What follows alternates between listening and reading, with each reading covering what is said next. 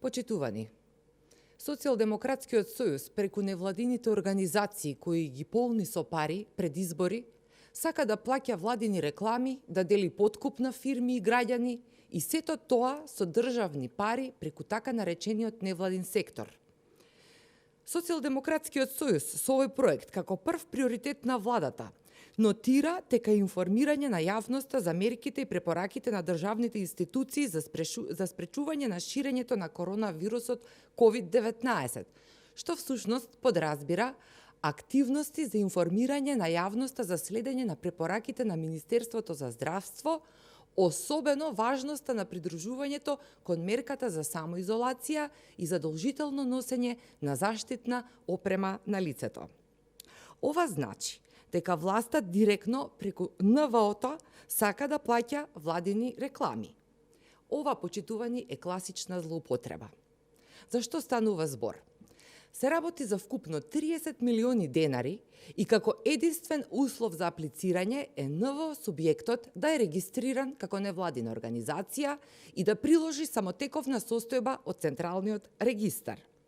Тоа е единствената потребна документација што доволно кажува за сомнителниот карактер на огласот и нечестните намери на власта.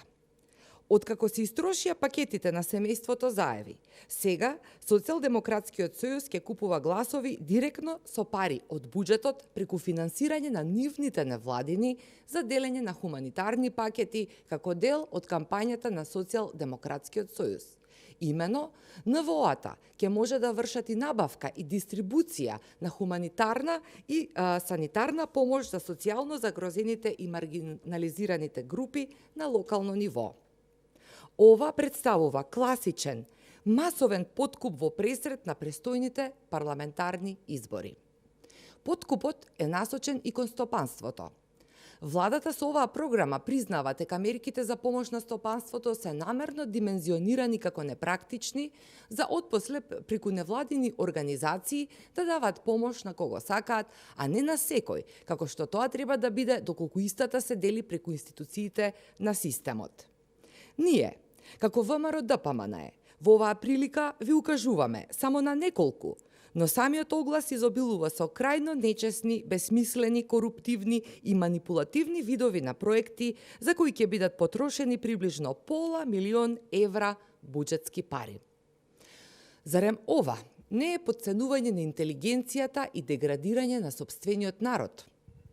Очигледно е дека се работи за уште еден коруптивно менаџиран трансфер на пари и уште еден обид на СДСМ со буџетски пари да спроведува масовен подкуп. И во најтешките моменти за државата, Социјалдемократскиот сојуз не се воздржува да троши огромни суми на народни пари за своите коруптивни и манипулативни кампањи. Време е да се стави крај на ова самоволие и јавните фондови, наместо за корупцијски транши предвидени пред секои избори, треба да се отворат за сите невладини организации со цел враќање на независноста и достоинството на граѓанските активисти. Од тие причини бараме итно поништување на огласот. Ова е класичен подкуп. ВМРО ДПМН е различно од СДСМ. Со СДСМ добивме хибриден режим, криминал, корупција и сиромаштија. Ви благодарам на вниманието. Професорке, доколку може едно прашање од Центарот за комуникација стигна едно прашање поврзано со изборите, доколку може да го одговорите. Нема никакви разговори со власта околу датумот за избори. Што ако во недела не се продолжи вонредната состојба? Дали тогаш на изборите на 5 јули ќе учествува ВМРО ДПМН или покрај завршена вонредна состојба може да се договори друг датум за избори?